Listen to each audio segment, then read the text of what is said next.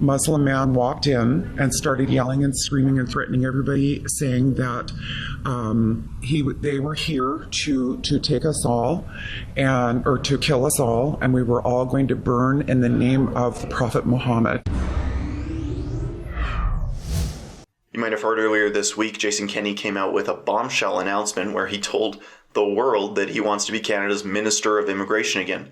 Don't get me wrong, he's still running to be Premier of Alberta, supposedly, but he's running on a platform promise to inject immigrants into small-town, rural Alberta. Like, that is something the Premier of Alberta should be concerned with. It sounds more like something Rachel Notley cooked up, actually, something that the NDP would run on. And that's exactly what the people of Strathmore, Alberta thought when I went out to one of these small towns that would be affected by this policy to ask who they thought was behind this genius idea. Now, in Jason's announcement, he used Brooks, Alberta as a prime example of how his past history as Minister of Immigration has been so successful for rural Alberta. Here's a clip from Ezra's show where he talks about that. Brooks is a good example. They have managed to do this partly because of the large meatpacking plant there that has been very proactive in recruiting newcomers. But this is the single most effective way that we can help to revitalize economic growth in smaller communities. Brooks, he's really using that Brooks meatpacking. Brooks is a small town in Alberta that decided to hire cheap foreign workers in their meatpacking plant rather than to hire Canadians for a couple of bucks an hour more. And they thought Somalis would be the perfect people to work in Brooks, Alberta. Now, I went to Brooks. I wanted to hear the story straight from the horse's mouth, so I talked to local residents there to hear what they thought about Jason Kenney's tenure as Minister of Immigration federally and what they thought about his plan going forward to inject these immigrants into other small towns like he did with Brooks. We have blurred their faces and distorted their voices to protect their identities in the small town that they live in. How has culture changed in a negative way? I would say there's definitely more of a fear of having your children out on the streets playing in front of your house, especially later in the evenings. You're not going to catch too many women that are willing to walk from the bar down a back alley to get to their apartment building or home. If you're a particularly attractive young girl, they will offer to buy you a cell phone in exchange for you to become their girlfriend. Yes. That is absolutely true. I can see the stunned look on your face. That's absolutely 100% true. I personally know of a girl that went to 3 different jobs in 1 year because of this one particular boy that was chasing her and continually asking her to be his girlfriend and continually offering to buy her a cell phone in exchange.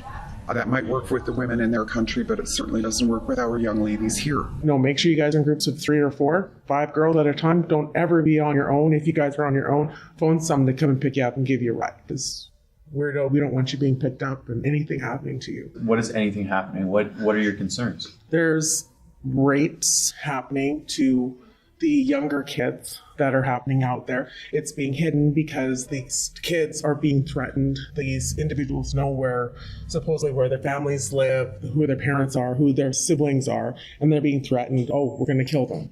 So if you say anything, we're going to kill them. So they're not going to the cops and reporting anything. It's all being hidden. And this should not be an issue. It should be a small community where people are free to come and go. And if you see kids playing in the front yard, they should be free to do that. You should be able to walk 10 blocks down to the local hill and go tobogganing if you want to and back, or down to the 7-Eleven, grab a Slurpee and come back home again without fear of your child disappearing in that 10 block. A bunch of people were waiting up in the emergency room at the hospital.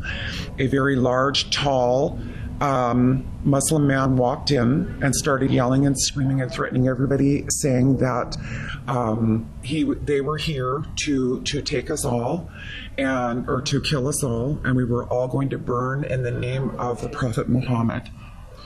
And this is Brooks, Alberta. Yes, that is correct. At our local hospital, the RCMP came and took the man away, and the next day the story got all the way up to Medicine Hat, Alberta, and Chat News phoned in to talk to some people about it, and the city denied it, even though the even though the RCMP did attend and did take the man away. We have an issue here of well over 100,000 people in Alberta out of work. Why are we interested in bringing in additional immigrants to fill in the workforce? Why are we not trying to bring the people locally within Alberta back to work?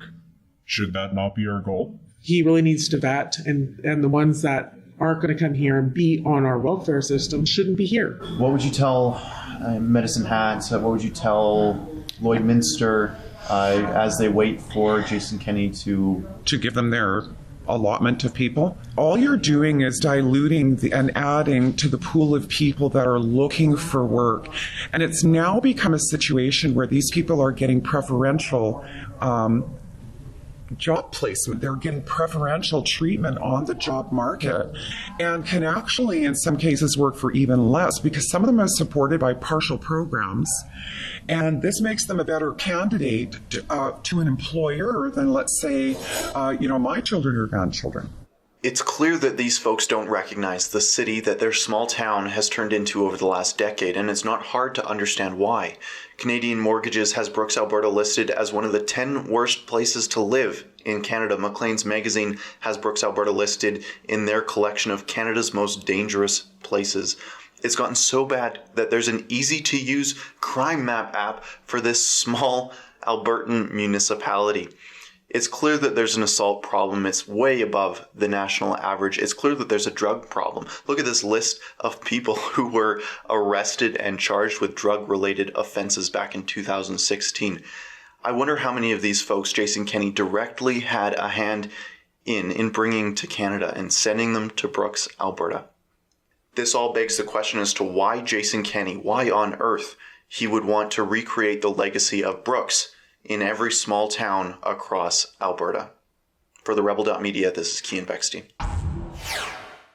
Hey, can you do me a favor? Can you make sure that you're subscribed to The Rebel on YouTube? It really helps us out. We don't get any government funding like the CBC or the rest of the mainstream media. So when you subscribe to us, it helps us keep you up to date with the latest news.